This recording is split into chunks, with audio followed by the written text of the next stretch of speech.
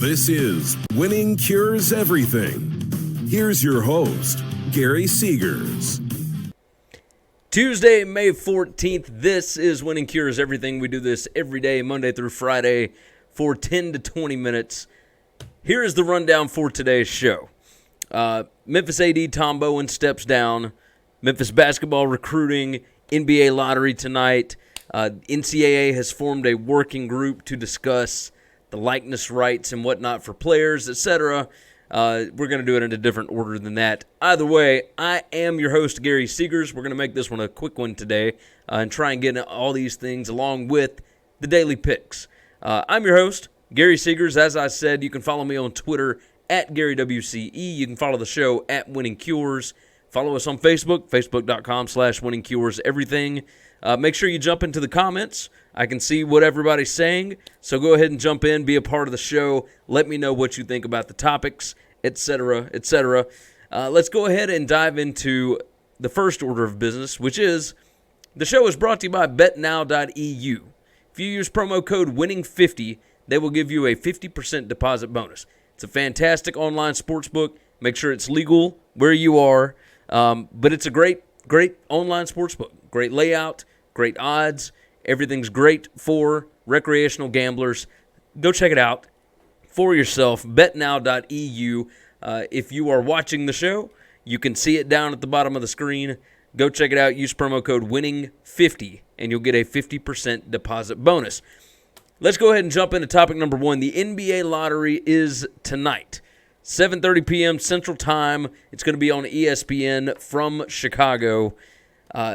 The way that the lottery has changed this year is going to, I guess, confuse some people that are just regular, casual fans.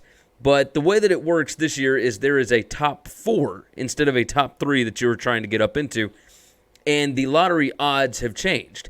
So as recent as last year, the top seed, the team with the most losses, etc., had a 25% chance of winning the lottery. The second seed had a 20%, and the third seed, second seed was 19.9, third seed was 15.6. The odds of the remaining participants in the 14-team lottery were reduced gradually after the top 3. So, the way that has changed, the 3 losingest teams all get the exact same odds. So, at New York, Cleveland, and Phoenix, it did not matter exactly what their records were. It doesn't matter who had the most losses, etc. The teams all get the same 14%. Next would be Chicago with 12.5. Next is Atlanta with 10.5. The Wizards with 9.0%. New Orleans, Memphis, and Dallas all had 6% each. Minnesota with 3%. The Lakers with 2%. Charlotte, Miami, and Sacramento all have 1%. Now, if you go to tankathon.com, you will have a blast with this thing. You can simulate the lottery odds.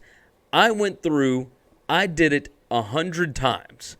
And because our local market, I am based in Memphis, the Memphis Grizzlies are in this lottery, I went through and discovered, just running it 100 times, what the percentage chance is. Memphis is in a unique position because if they get lower than the number 8 pick, which is where they are slotted right now, they will convey the pick to Boston. Now, next year it's a top 6 protected pick. This year it's a top 8 protected. You go on and go on. You could possibly be giving Boston like the number 1 pick in 2021 or whatever it is. But this year, based on 100 different simulations at tankathon.com, the chances of a top 4 pick for Memphis is 29%. It's only 5% for the number 1, 5% for number 2, 7% for number 3, and 12% for the number 4 pick. The number 8 pick, which is the one that they absolutely do not want, is a 27% chance to remain where they are. But on top of that, it's a 44% chance for Memphis to actually convey the pick. So go play with that, tankathon.com. Fantastic tool. Go enjoy yourself with it. Next topic up, Memphis AD Tom Bowen resigns effective immediately. Allie Prescott former Redbirds GM, former Tiger basketball player. He is the new interim AD. This was a strange situation. Now, it's been rumored for several days, several weeks, really. Everybody understood that Tom Bowen, the athletic director, and the school president, Dr. Rudd, did not have a great working relationship. Rudd was very hands-on with the athletics programs, and Bowen, really after the Tubby Smith situation, felt like he was not getting to run his athletic department the way that he wanted to. He did not want to get rid of Tubby Smith after 2 years, but obviously it was the smart move because Tubby was a terrible fit here. Bowen is a football guy. He successfully built San Jose State's program and then moved out this way. The goal now for the football program is to not let what happened at San Jose State happen at Memphis, which is after he left, they fell off a cliff. Now, I don't believe that that'll happen because along with Bowen leaving, you also had Mike McIntyre leave for Colorado. So it was a little bit different situation. But, Memphis still has Mike Norvell. They have a good understanding that football is incredibly important for your athletics department. So, the next guy has got to be committed to continue building that football program because whether Memphis is a basketball school or not, that football program is what can lead to bigger checks. It's what can lead to the Power 5. And if you're going to get into the Power 5, the next round of realignment more than likely will be in 2025. That's when the Big 12 grant of rights is up. That's when their TV contracts run out after the 2024 season. That's when things could go a little haywire. I would look to make sure that you've got an athletic director that understands, yes, basketball is important to the school and the people in this community, but football is the bread and butter.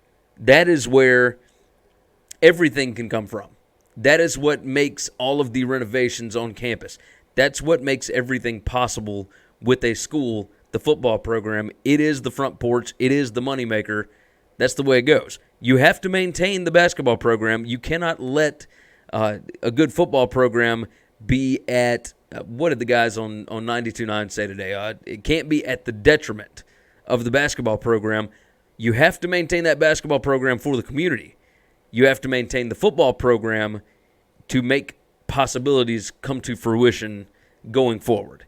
So that is important for the Memphis Athletic Director search. The Tom Bowen thing, all of it was a little screwy, the way that he resigned effective immediately without having another job lined up.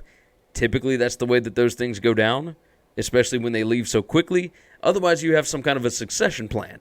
This was none of the above. So my best guess would be that tensions got high over something. Now, there's no telling. We'll probably never know exactly what the issue was, but tensions got high about something. There was a situation that Bowen didn't like, and if he just got up and was miserable coming to work every day, go back home to California. And it made sense. I mean, he's making $400,000 a year. Take a little bit of a buyout. Go ahead and leave. Makes sense. Next topic, the NCAA has built a working group to examine name, image, and likeness rules going forward. Now, this is not going to turn into a way to pay players for them playing college sports, right? I don't believe that this is going to effectively turn into the Olympic model, but what it could do is bring back college sports video games, and we've been missing that for years and years. I am one of the people that still plays my NCAA 14 game. I still have a PS3 set up so I can play NCAA football with updated rosters. So this is a lot of fun if they can get things like this figured out where if they hold on to paychecks for players until they graduate or until they leave school.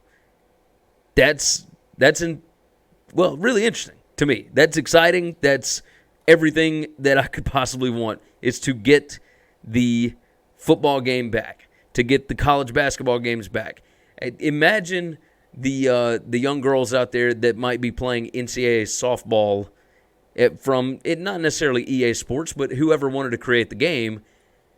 There's a universe of opportunities. So I'm hoping that they can get that done. It seems like a lot of fun.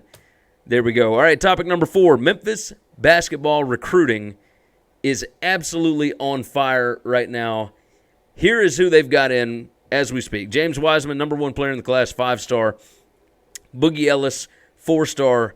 DJ Jeffries, 4-star. Lester Quinones, 4-star. Malcolm Dandridge, 4-star. Damian Ball, 4-star. It is insanely better than what was going on under Tubby Smith and insanely better than at the end of the Josh Pastner era. Things are going great. With recruiting, there's a chance that they could get Precious Achiuwa. If they get Achiuwa, if they get Watford, either one, it should vault them to the number 1 class in the country. Kentucky still has a chance to go out and get another player, another 2 players, whatever, to get the number 1 class. But Memphis with a chance at the number 1 or number 2 class. So, what we're looking at, let's see, Eric jumps in and says, how many hours left? I have no idea how many hours left. If you're talking about the draft, we've got 2 hours and 30 minutes.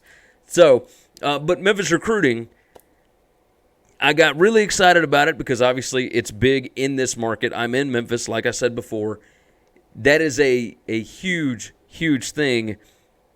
But I do have to temper the expectations just a bit because I thought that I really believed that Penny Hardaway was the first-time head coach that said, or that was able to get a top 2 or 3 or even 4 class in his second year. So in his first full recruiting cycle, he was able to get a top 4 recruiting class.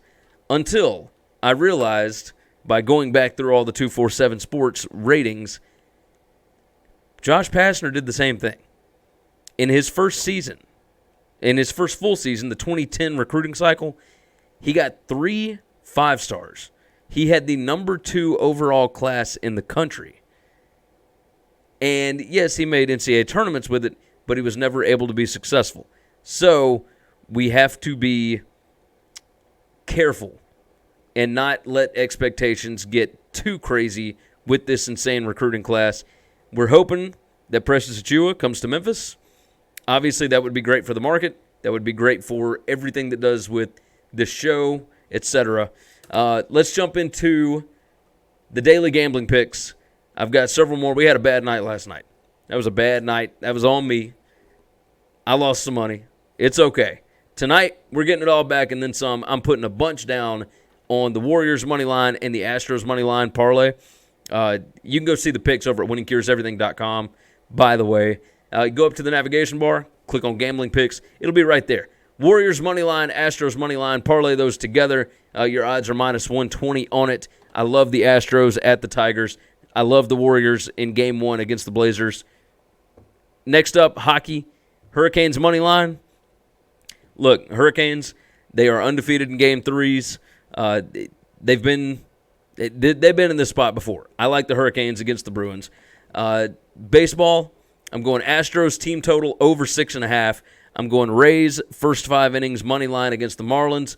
And I like the Warriors to score 10 points first. And that's a minus 190 odds on it. So I'm all in on those. You can go find the picks over at winningcureseverything.com. Go up to the navigation bar, click on gambling picks. It'll be right there for you. I appreciate you guys hanging out today. Thank you, as always, for tuning in to the show. We will see you all again tomorrow. Thanks for checking out Winning Cures Everything. If you want to keep up with us, hit subscribe on YouTube or your favorite podcast app. Visit the website at winningcureseverything.com, or you can like us on Facebook or follow us at Winning Cures, at Gary WCE, or at Chris B. Giannini on Twitter. Share out the show, leave a nice review, and make sure to comment and tweet at us.